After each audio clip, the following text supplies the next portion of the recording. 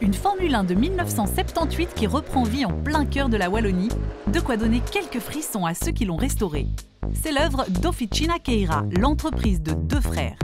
Un business un peu fou, dénicher d'anciennes F1 pour leur donner une seconde vie avant de les revendre. J'aime dire qu'on entretient le patrimoine de la F1, en quelque sorte, parce que vraiment notre mission première est de remettre la voiture dans l'état d'origine de sa dernière course. Notre mission, avant tout, c'est de retrouver ces pépites et de les remettre roulantes, si possible. L'histoire débute en 2014 avec l'achat d'une première F1, d'abord pour le plaisir.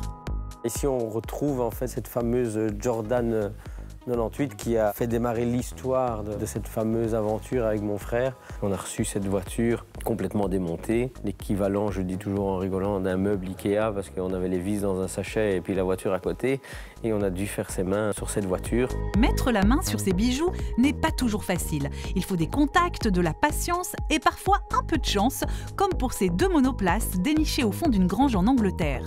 Après cela, un processus complexe débute. La première étape, c'est lorsque la voiture arrive, c'est de regarder l'état général de la voiture, regarder ce qu'on a comme pièces, parce que c'est ce qui est très difficile à reproduire ou à trouver lorsqu'on n'a pas les pièces qu'il faut pour faire la voiture.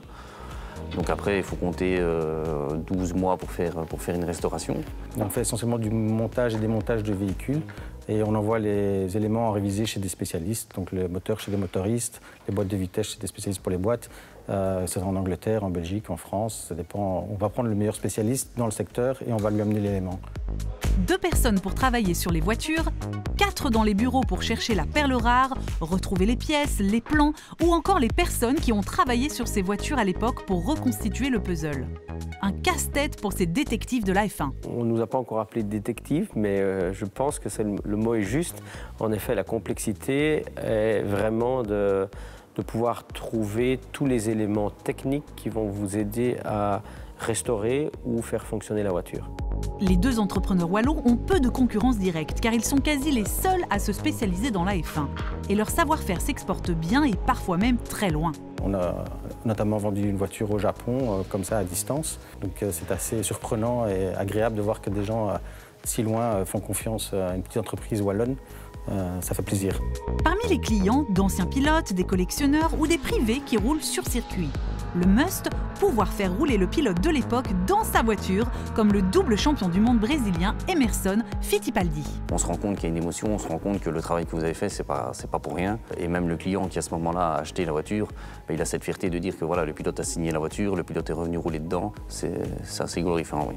Chaque voiture est comme un enfant, donc quand vous la mettez en route la première fois et que vous faites les premiers tours de circuit, on a ou envie de pleurer ou envie d'ouvrir une bouteille de champagne parce qu'on est content du résultat et on doit remercier toutes les équipes qui sont avec nous ou les sous-traitants qui nous aident à faire ça parce que c'est vraiment des choses incroyables. Côté budget, comptez minimum 150 000 € pour un châssis sans moteur et un peu moins de 300 000 minimum pour une restauration complète. Le prix de la passion pour entretenir la mémoire de la F1.